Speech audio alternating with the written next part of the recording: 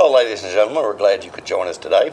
We're speaking with Stacy Lindeman Lynch, who is a candidate for Coffee County General Sessions Court, and that election is on March the 3rd. The Republican primary is on March the 3rd. So we're glad that you stopped by to talk to us today. Well, thank you so much for having me. As most of you know, early voting started as we're speaking right now. Early voting is starting, yes, and will continue until the 25th of this month. That's correct. Is this your first run for an office, Stacy? It is. It's my first opportunity to run for anything, as a matter of fact, yes. I'm actually currently the magistrate for Coffee County, but I was appointed to that position in July of 2018 by Judge Tim Brock, that was an appointment that he chose me to be the magistrate for General Session. For Juneville Court. Right. Tell us a little bit about your personal life. Who is Stacy Lindeman Lynch? Well, I'm from Tullahoma. I moved here when I was 13 months old, back in 1973. So I'm probably typical of a lot of people from Tullahoma. I moved here because my dad was an engineer, right, and he came here to be out at the base. Yeah, her dad's name Bob. Yes, my father Bob Lindeman, my mom Sandy Lindeman. We've been here ever since then. So I grew up here, graduated from Tullahoma High School back in 1990, and went off to school at Vanderbilt University. Graduated from Vanderbilt in 1994, and stayed in Nashville for quite some time. My first job actually was in Atlanta, Georgia. Went into had to get a job when I graduated. That's what you do when you graduate from college. That's why we pay the money to go, right? That's right. So worked in management for an insurance company, and then went into human resources. And worked in human resources, worked in actually Atlanta, and I worked in Nashville and in Amsterdam. So, I was very, very lucky. I took every opportunity that I could and worked on a special project there, worked a little bit in London, worked in Amsterdam, and worked in Atlanta, and then came back to Nashville. And I was working as the director of training for a regional staffing company in the executive level, and I was training other people on the law. I was training them on, sexual harassment, interviewing, what they could and couldn't do, and it was something that was extremely interesting to me. And I realized one day, this is what I want to do. I want to pursue the law, but I'm training other people to do that. I'm going to go law school. So after 10 years of working in the corporate world, and I decided I was going to go to law school. And so that's what I did. Much to the chagrin, I think, of my dad. He said, "What do you mean you're going to go to law school? You have a job." Right. And I said, "Well, Dad, that's kind of where my passion is." So I decided to go to law school. In the meantime, I met my husband, who Daniel Lynch. I met him in Nashville, and he's a school teacher. So in the Tullahoma school system. He is now. He's in the Tullahoma school system. He was teaching in Nashville at the time, metropolitan Nashville, so quite different than Tullahoma. Met him, and I started school at the Nashville School of Law at night. So I was working full-time in Nashville while going to school at night. And, we married, decided we wanted to start a family, and it just made sense. My family was all here. My sister, Dawn, she lives in Lynchburg, so she's still very close here with her family. My nieces and nephew still live here, so we're all very close. And he's a school teacher. He was teaching in Nashville, had all the, everything that goes on in Nashville, and we decided we wanted to start a family. I got pregnant with my first child, my first daughter. My parents were here, and said, why would we not be here? Oh, right. So we moved back to Tullahoma in 2005, and I started working with Vanessa Jackson and Don Ray and Jim Lane. So I was working full-time here in Tullahoma, going to school at night, and we had our first child, and then had the second child again while I was working there. Graduated in 2009 from Nashville School of Law, and with honors. I was the top 10% of my class. So once I was very blessed to have worked with just amazing attorneys. With Vanessa took the bench in 2009, and we merged with Bill Reeder and Gerald Yule at that time. And the experience and the knowledge that they had and were always willing to share, we worked very well together, sharing all of the knowledge that we have. That had to have been very beneficial to you because you've worked with some really, really good attorneys and people that understand the law over the years.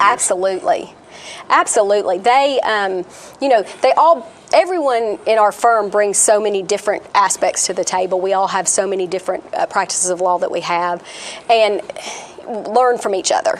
And we always are continuously asking, questions and expanding our practices and things. And then in 2011, I was privileged to be asked to become a partner with Jim Lane and Bill Reeder and Gerald Yule. So they're my law partners now. Right. And we have such a diverse practice, and it's so. I just find it so interesting because my week can be so varied. I can go from doing criminal defense work to real estate. I can be sharing with the grief of losing a parent, and helping a family to maybe work through that and distribute their assets in a will or an estate, to sharing the joy of adopting a child. Right. Or helping a family to keep their home, or a business to, fulfill a contract. I do all of that, and so that to me has just been. It makes the law interesting, which is so funny because when I went into the law, I said I'm going to be an employment lawyer. I mean, that's what I knew. That's what I thought I was going to do, until I was fortunate enough to work in a small town. And that diversity, though, that you've encountered in your actual working career has to be helpful to you as you pursue this job as a judge. It absolutely is, because General Sessions Court is so diverse. It's the court of the people. It is the place where we actually go, and that's where you have civil court, and it's the small civil claims. But it's what affects the people the most. It's what affects our community the absolute most. Because when people are, worried about losing their home, their apartments, that's where they go. They go to General Sessions Court. When people are worried about their safety and their protection, they need an order of protection, they go to General Sessions Court. When people are, they might have to lose their driver's license. It's small businesses, and there are bad checks or shoplifting. It's General Sessions Court. And then our juveniles. And that's near and dear to my heart. With my husband being a teacher, and I have an 11-year-old and a 14-year-old. I'm glad you mentioned that, because prior to that we had not mentioned your two children, and I didn't want us to miss that. Yes. I have two beautiful daughters, and unbelievably smart, just really the apple of my eyes, beautiful daughters who my mother and father led by example with me. My mother was always extremely involved in the community, and the importance of that. I am repeating that with my children, and I think that is extremely important. And they are and your mother, I have to say, would do anything anyone asked her to. She was right there. She absolutely was, and she showed me early on the importance of making sure that you are involved in your community, and that is something that I continue to strive for. And that's extremely important to me. And I think, as I was saying with the General Sessions Court, it does affect every aspect of our community. One of the things that I'm involved in right now, and continue to be involved in, and one of the things that Judge Brock and I sat down and spoke about when I first started talking about wanting to be a part of General Sessions Court and wanting to be a part of the recovery courts, a little over 2.5 years ago, was the recovery courts. And I'm sure you're aware of Judge Brock's passion for the recovery court. Yes. And he was known for it.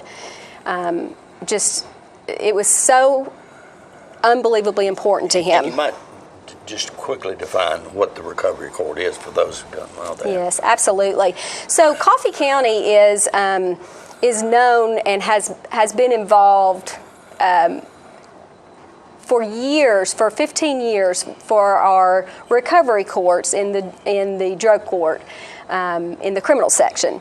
And the recovery courts is an opportunity for individuals who have issues with substance abuse, and as a result of that substance abuse, and they have not made the right choices, and they have criminal charges. Mm-hmm. They might be criminal charges dealing with drugs, but they might not be. And as a result of that, they need help. And rather than continuing to throw them in jail, and they get out, and they repeat offend, and they never get better, Coffee County said, look, we're going to try something different. And we're going to try to get them in a treatment program. And it's not easy. As a criminal defense attorney, I can't tell you the number of times that people came to me and said, hey, I don't want to go to jail. I want that drug court thing. Sign me up for that drug court thing. Yeah. And I'd say, you might want to think about that, because this is not a get out of jail free card. Right. This is not Monopoly. That's not what this is. Right. This is hard. And anyone who has been through drug court will tell you that. Now, it's rewarding, and you will change your life. And people go into it, and it's 2 years long for you to go into it. And you show up to court every week, and when you are drug tested, you go through an intensive outpatient program. You have to eventually get a job. Your recovery comes first. That is the most important thing. Your recovery comes first, and you change your life. You have to change the way that you look at things. And when you graduate from drug court, you have changed your life. And that's a big part of what you'll be doing if you're elected to this job. It is. And that's the discussion that Judge Brock and I had more than 2 years ago. And that was always at the forefront of his thought, is will my recovery, and it was the county's recovery court, but will that be taken care of? Will that move forward? And he said to me, because he always kind of gave me a hard time, he'd always say, Miss Lynch, you really like court. You like being in court, don't you? And I said, well, I do. I mean, it is rewarding for me to advocate for my clients. It is something I enjoy doing. And he said, well, tell me what you think about recovery courts. And I'm a firm believer in them. I'm a firm believer in changing the way that families approach things, and the way that my clients approach things. You got to change people's actions to change their lives. And so we talked a lot about it, and he said, well, let me tell you about recovery court. And he started talking to me about it. And then this new thing came about. And he said, let me tell you about this. And anyone who knew Judge Brock knew that he was the person who said, I read about this thing, and I think it's something we can do in Coffee County. Yeah. And so he said, let me tell you about this family treatment court. And it's a recovery court program for families. And that's what it is. And so this is what we do for family treatment court and safe baby court, is we take families with parents who have alcohol or drug issues, substance abuse issues, and they are at risk of either having their children removed from them by DCS, or their children have been removed from them.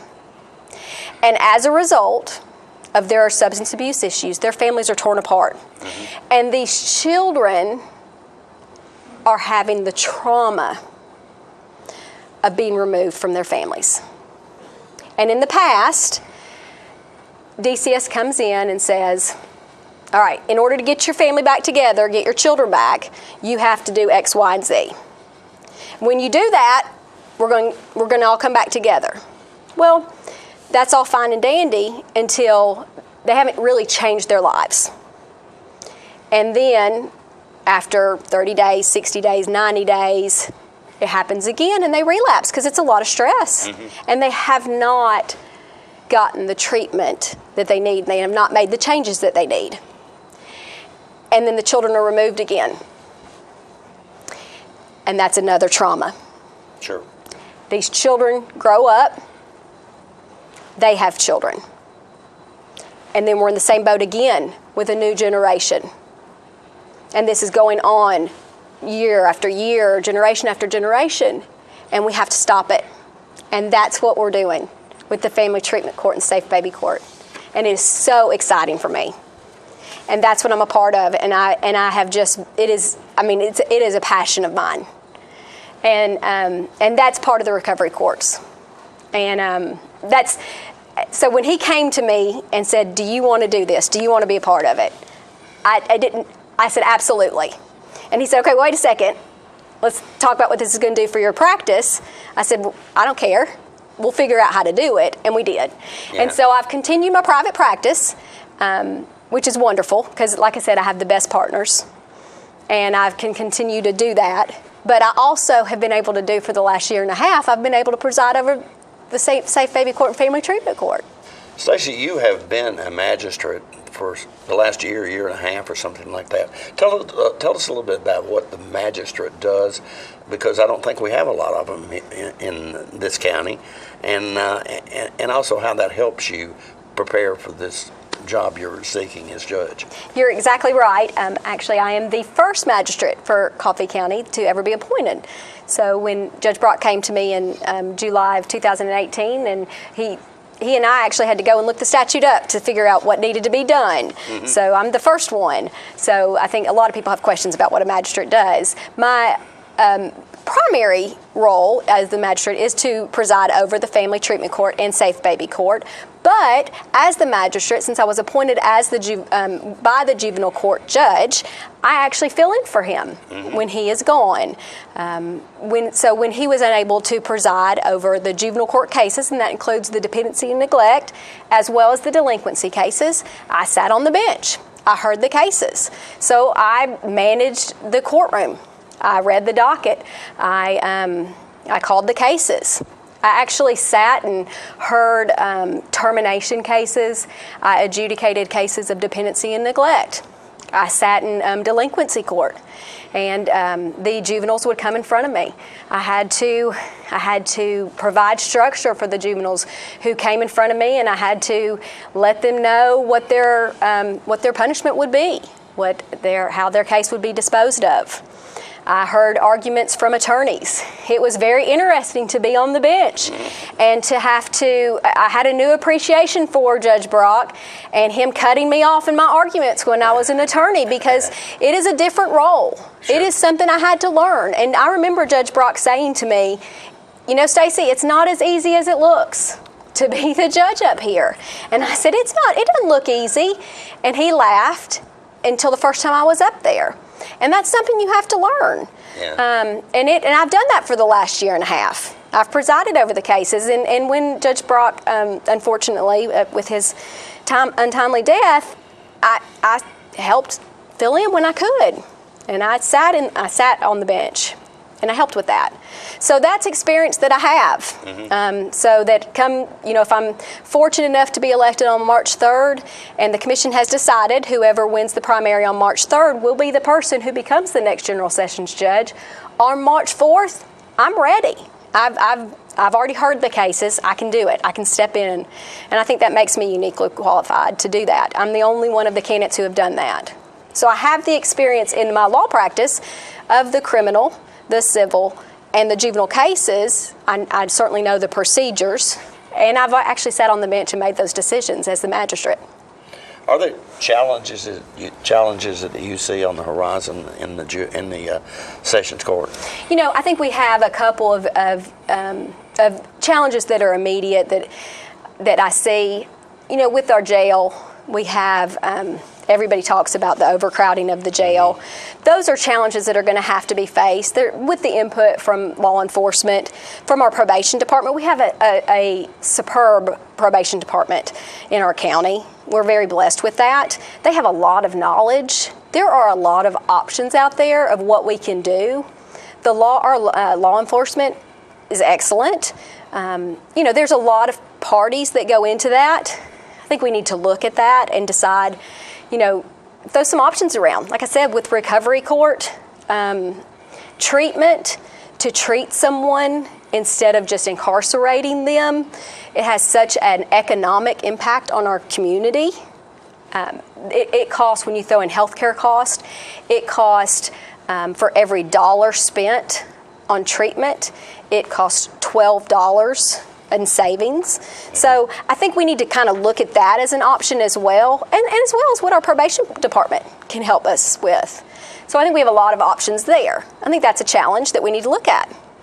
Lots of good knowledge that we can pull from. I think for our juvenile court, we have a lot of challenges. Recently, with our Juvenile Detention Act that has been passed, the number of detention beds that we have with the services that we need for our juveniles has decreased drastically.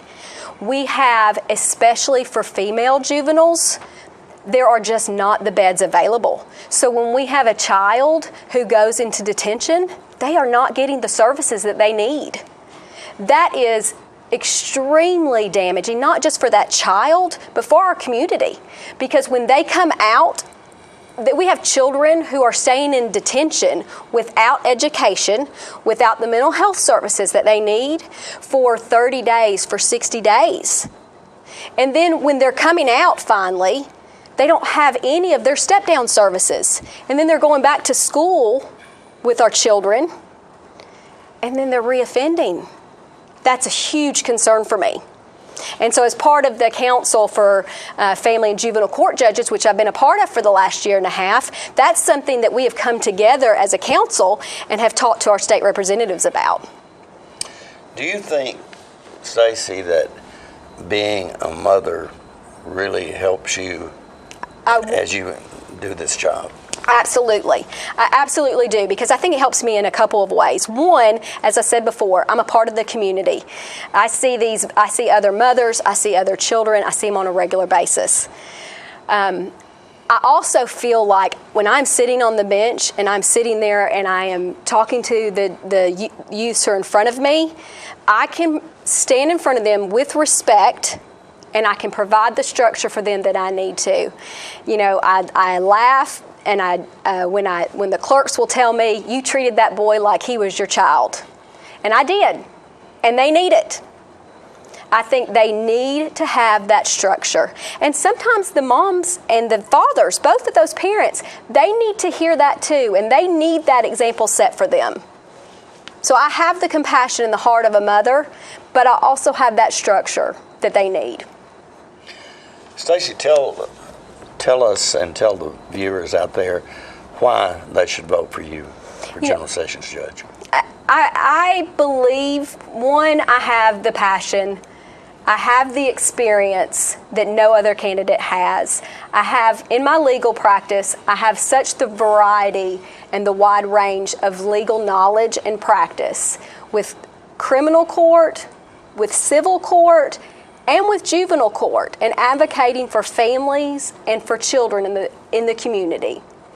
I also have the experience that no other candidate has, and that is the experience of actually being on the bench and making those tough decisions that are fair and equitable and make our community more prosperous and safe. And that's something that no other candidate can say. I'm ready to go to be the judge of Coffee County for General Sessions. Stacy, thank you so much. Thank you for having me. I appreciate it. We appreciate it as well. Folks, the election is March the 3rd. You may early vote until February the 25th. That's correct. Started today. So yes. Make sure you're a part of the process, ladies and gentlemen, and thank you so much for watching today. Thank you.